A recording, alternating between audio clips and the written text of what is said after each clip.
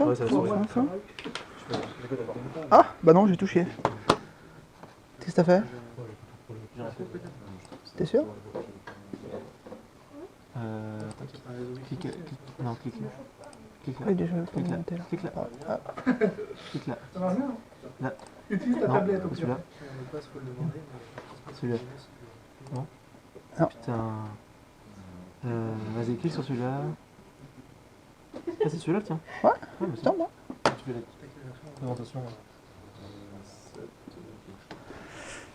Donc c'est que j'ai dû pas faire...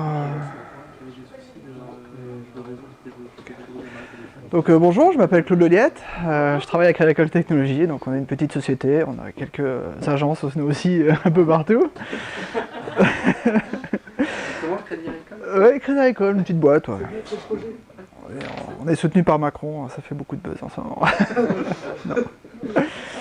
Voilà, je vais vous présenter Steto. Steto, c'est un truc que j'ai découvert en regardant un petit peu dans l'application Runtastic. Alors, je fais un peu de sport, mais je regardais un petit peu, et puis j'ai voulu regarder ce qui était dedans, et puis j'ai vu ça, j'ai dit Steto, qu'est-ce que c'est? Facebook, et puis c'est comme ça que j'ai découvert Steto. Donc Steto, ça vient de stéthoscope, voilà. De voir un petit peu qu'est-ce qu'il y a dans une application qui tourne, quoi. Alors, c'est un outil qui vous permet en fait de voir un petit peu l'intérieur de votre application qui est en train de tourner. Ça s'appuie en fait sur DevTools, c'est l'interface graphique de développement de debug de Chrome. Alors, je sais pas, déjà il y en a qui connaissent un petit peu le fait que d'une WebView on pouvait la piloter, voilà. Ouais. Bon bah ça s'appuie là-dessus.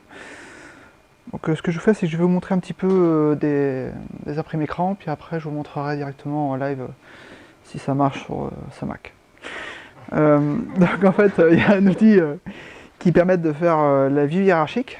Donc vous pouvez dérouler votre XML et puis sur votre tablette vous voyez un petit peu comme quand vous faites dans Chrome, quand vous cliquez sur un élément, il est mis en surbrillance en fait dans l'application.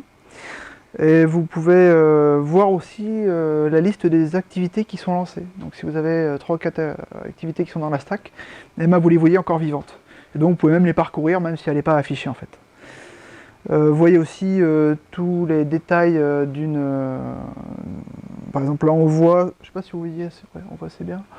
On peut voir directement, là j'ai cliqué sur un bouton, on peut directement aller voir si vous avez fait un bouton par exemple que vous avez posé programmatiquement, vous ne savez pas à quelle distance il est, ou des contraintes layout par exemple. Vous cliquez dessus, vous pouvez voir exactement à quelle distance il est du bord ou d'un autre élément, quoi. Hop. Je peux changer certaines propriétés. Ouais, on peut changer certaines propriétés. Là par exemple sur ce bouton, si je clique sur texte, il y a marqué Setting, je peux l'éditer et je vais voir en live directement le rendu dans mon application. Ça peut être intéressant peut-être quand vous avez une vue qui est un peu touffue et vous voulez savoir quelle est la limite de la longueur de texte maximum que je peux mettre avant que ça déborde. Admettons. Faut que je déroule dans le bon sens. Donc pour moi, le gros intérêt de Steto, c'est vraiment ça, c'est de voir tous les appels qui sont faits sur le réseau à partir de votre application. Comme dans Chrome en fait, hein, vous voyez vraiment tous les appels réseau, vous voyez combien de temps ça a pris, qu'est-ce qui a été téléchargé, si c'est des IP, enfin si c'est en gzip ou en inflate, vous avez aussi tous les headers. Voilà. Pour moi ça c'est vraiment le gros plus parce que sans avoir une tablette routée, eh ben, on peut suivre vraiment tout ce qui est en appel. Donc là j'ai fait des imprimes écran, vous voyez le détail, si c'est des images, vous avez une petite image à côté, donc vous pouvez voir s'il y a un 404, etc. Tous les codes de retour HTTP. Donc ça c'est pour moi le gros plus, quoi. L'intérêt c'est que mon Scrum Master qui n'est pas forcément le poste de travail installé, simplement avec ADB, il a accès rapidement et il peut tester son application et voir les différents appels pour voir que ça fonctionne. Pas besoin de rentrer dans le code, quoi. Ou de se mettre en mode debug, quoi. Quelque chose d'intéressant aussi, c'est que si vous jouez un petit peu avec les WebSockets, l'interface vous permet de voir que là, sur cet écran par exemple, on voit qu'il y a une connexion et on voit tous les appels, tous les échanges qui ont été faits à travers la WebSocket. Vous avez aussi, vous pouvez voir les différentes ressources qui ont été téléchargées. Donc là, l'appli elle a téléchargé des images et des pages HTML, donc vous pouvez les retrouver et puis voir un petit peu le contenu, quoi. La deuxième chose qui est assez sympa avec Steto, c'est que ça vous permet de voir si vous avez des bases de données, Vous pouvez consulter ces bases de données et vous pouvez mettre même peut-être un requêteur SQL et vous pouvez faire un select sur votre base de données pour tuner un petit peu votre requête que vous voulez faire dans votre code, quoi. Et puis ça permet aussi surtout de voir le contenu des tables. Là, tu vois le contenu privé de l'application? Ouais. Ouais. Donc, Steto, c'est quoi? C'est une application? Alors, c'est une dépendance que tu vas rajouter dans ton application. C'est du code à rajouter. C'est du code à rajouter, ouais. Oui, c'est pour ça qu'il a accès Ouais. à la partie. Ouais, c'est pour ça qu'il a des accès assez intimes dans l'application. Ouais. Du coup, nous, quand on code dans cette partie privée, en fait, elle est pas si privée que ça. Et du coup, Bah, si tu mets pas Steto, si tu mets pas Steto, si t'as pas un exit, un point d'entrée intérieur, oui, c'est vraiment pour toi. ouais, c'est vrai que Après, c'est sûr que c'est vraiment un outil de debug, je pense qu'il faut pas le... Quand tu builds, il faut pas qu'il y soit, quoi. Il faut que tu aies un build variant et puis tu gères, quoi. on me dit, on voit tout là. Comme t'es là. Donc faut pas oublier de l'enlever. Je vais peut-être un petit peu vite. Après, on jouera avec la démo et on pourra faire des tests. Voilà. Un truc qui est assez sympa, c'est vraiment de voir mes chères préférences. Vous pouvez les voir, voir déjà si elles existent, si c'est bien enregistré, voir le contenu, et vous pouvez aussi les éditer. Je peux y arriver. Tac. Il y a une partie où on peut injecter du code. Bon, pas trop l'intérêt, mais bon, ça existe. Vous pouvez directement taper votre code. Donc là, ce petit bout de code, il permet tout simplement de faire un petit toast. Et puis un petit bout de code en dessous qui vous dit comment récupérer une variable qui serait par exemple dans ton AirString, quoi. Peut-être que ça peut être intéressant sur la gestion des langues peut-être, ou... Une petite question sur l'injection de code. On peut en faire avec qui écoute sa langue, mais il fallait forcément en point d'arrêt, c'est-à-dire que le code soit arrêté. Oui. Pour pouvoir Oui. le code, là on Ouais. était, donc c'est pareil là. Là, tu... Et Et s'exécute. Alors peut-être tester, ouais, peut-être un contexte, certainement que tu tournes dans la... Dans l'application. Peut-être dans l'appli, c'est sûr, mais forcément peut-être sur l'activité qui tourne. Après, qu'est-ce que tu as accès comme... je sais pas à quoi tu as accès en fait. D'accord. Mais là, tu vois, ils font... Là, typiquement, Il y a le contexte. tu as l'import et tout, donc à mon avis, c'est faut que tu mettes tout dans ta page, quoi. Ouais, ok. Donc l'intégration est assez simple. Tu as une dépendance. Si tu n'as pas une classe activité application, eh ben, il faut la créer. Et tu as juste Steto initialise with default à rajouter. Donc ça, c'est ce qui est assez simple. La deuxième chose, c'est par rapport au requêteur. Si tu utilises OK HTTP, il y a une dépendance particulière. Si tu utilises URL connexion, tu as une dépendance particulière aussi. Et après, rien ne t'empêche après de les modifier par rapport à d'autres requêteurs que tu aurais pu faire, quoi. Et voilà. Tu as un intercepteur à rajouter par contre pour chaque client OK HTTP. Tu peux laisser juste compile comme ça et la librairie est dégagée de l'API prod ou tu mets dev compile T'es obligé de le faire en fonction T'es obligé. du type. En fait, il n'y a pas de no-op comme tu pourrais avoir pour d'autres Comme les librairies. canaries. Ouais, les canaries par exemple, tu le fais au moment où tu installes les dépendances. Ouais. Là, tu es obligé de faire un if en fonction du type. Ok, mais si en mettant la compile en tant que juste pour le debug, genre debug compile et la dépendance. Ça marche ou Tu pas? vas avoir une classe qui n'existe pas du coup du côté de. Ouais, mais ouais, dans chaque cas tu. Il n'y a pas de no-op en fait. Ok. Il n'y a pas du tout compilé. D'accord, c'est ça. Au niveau du poids, c'est pas très gros. Tu vois, 450 kg. C'est pas trop impactant, je trouve. Puis après, ça dépend combien tu mets d'injecteurs. Je crois qu'il disait que voilà, il y avait juste JS qui était. Bon, 23K, c'est pas non plus. Ça va, c'est pas Ça beaucoup. sert à quoi c'était Timber? C'était tout Timber. Il doit y avoir un rapport avec Timber pour loguer. Et j'ai pas testé, donc je sais pas. Je pense que. C'est les logs, c'est Exporton qui a fait ça, c'est un dispatcher de logs. Donc peut-être qu'il remonte les logs. Ouais, peut-être que lui-même log, tout simplement. Les logs envoyés de logs. Ouais. Intercepter les logs, parce que vu que tu peux les envoyer sur un serveur Tu peux directement. en venir avant dans les Chrome tools. Peut-être qu'il y a un truc. Dans les quoi? Là, peut-être qu'il met dans. Peut-être qu'il va mettre dans Audit ou dans Timeline les logs de Timber, je sais pas. Ah, Comme ça. ah peut-être. sais pas. Bon, ce qu'on peut faire, c'est peut-être... Donc, si tu lis avec ton serveur ou je sais pas, bah là au moins tu peux les interpréter. Ouais.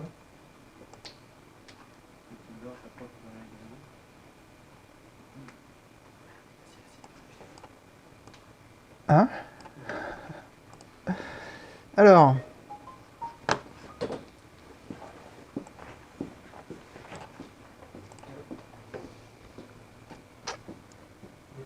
Pourquoi? Reprends juste la tablette.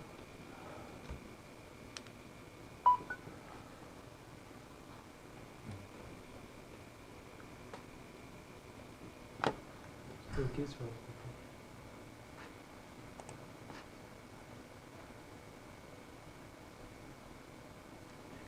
Pourquoi cette affaire? c'est des trucs qui sont Bon.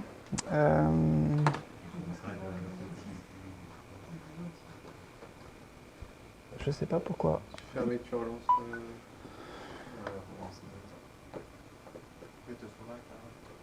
Bah, c'est bizarre ça. C'est bon, ouais. Là, il a Clique juste sur OK. 37.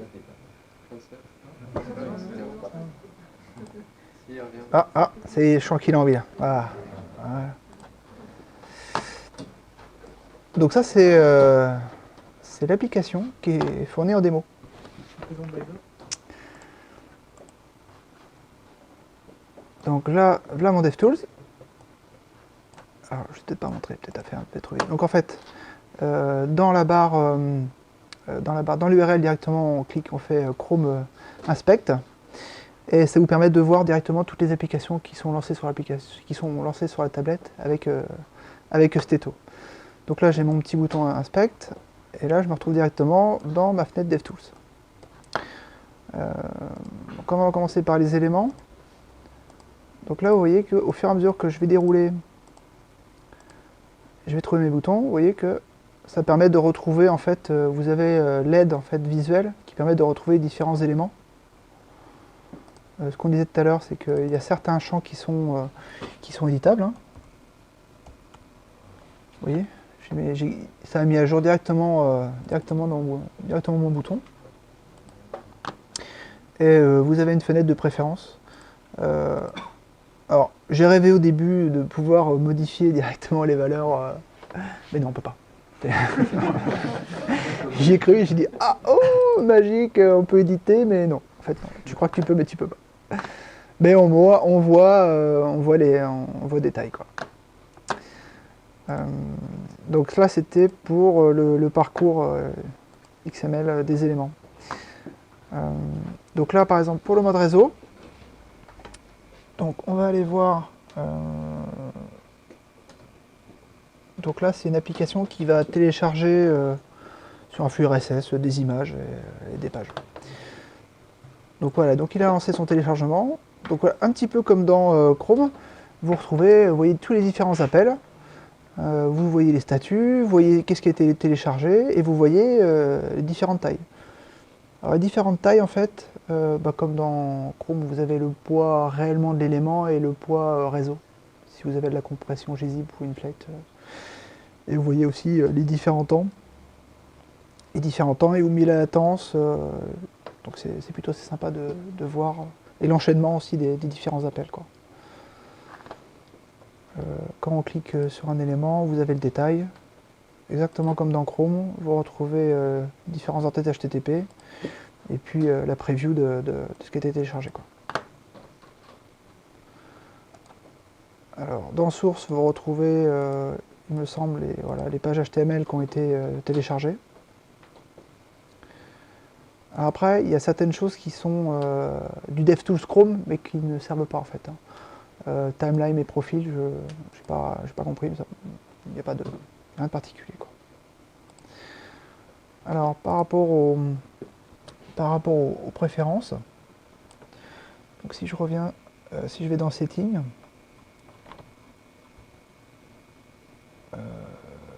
donc là par exemple si je choisis une préférence, c'est ballot, mais normalement ça s'affiche. Soit je suis pas au bon endroit, voilà, je suis pas au bon endroit. Voilà. Donc là par exemple on voit les différents dans les préférences, si je veux modifier. si je retourne et que je mets base, que ici je rafraîchis, j'ai base. Voilà, donc ça vous permet de pouvoir modifier des préférences et de constater que ça a bien fonctionné.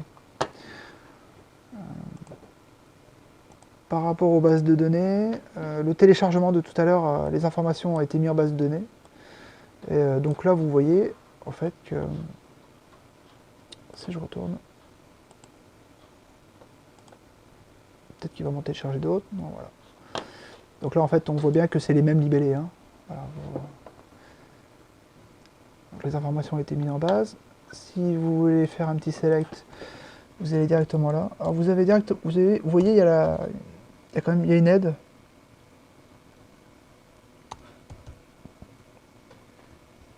Ah, heureusement qu'il y a l'aide. Hein. Et la table, elle s'appelle tac. Voilà, donc vous pouvez faire des requêtes un peu évoluées, ou voir au moins tester vos requêtes avant de... Ça évite de compiler 50 fois. Ou, voilà, quoi.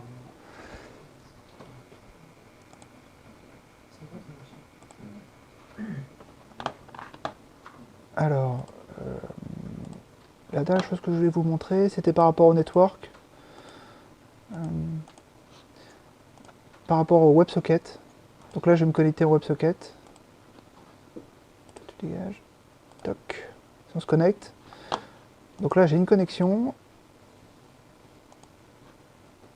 Et voilà. Donc là, en fait, le mode WebSocket, c'est un mode connecté où chacun cause en fait envoie des messages.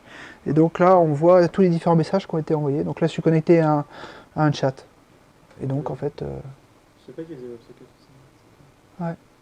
C'est parce que HTTP fait les sockets Ok. Mm. C'est la version France.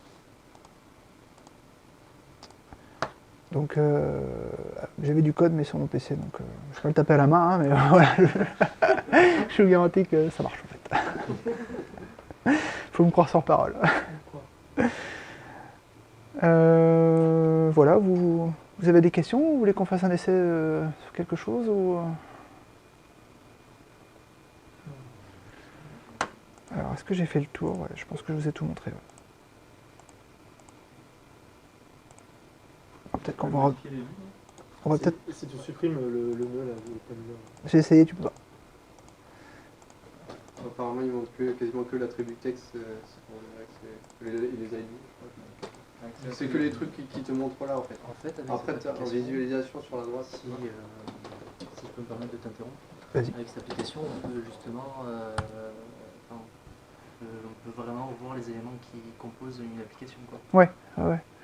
La dernière fois, il y avait quelqu'un qui nous racontait justement que eux, leur façon de développer, c'est qu'ils faisaient jamais de fichiers XML et ils posaient tous les objets programmatiquement. Alors ça peut avoir des justifications s'ils veulent pas, genre s'ils font une librairie qui ne veut pas sortir un truc en AR. Et ouais, dans certains cas très précis. Ouais, c'était une façon. Et du coup, là, ça peut te permettre de constater que si tu as fait un empilement de layout, voilà, ça te permet de voir un petit peu ce que tu as fait. Parce que devoir utiliser un librairie supporter pour pouvoir débloquer ces vues, c'est Bon, je vois, tous les use cases sont pas forcément... voilà. Après, il faut savoir que ça existe et après, chacun voit son truc, quoi. Je crois que on a fait le tour. Je vous ai tout dit.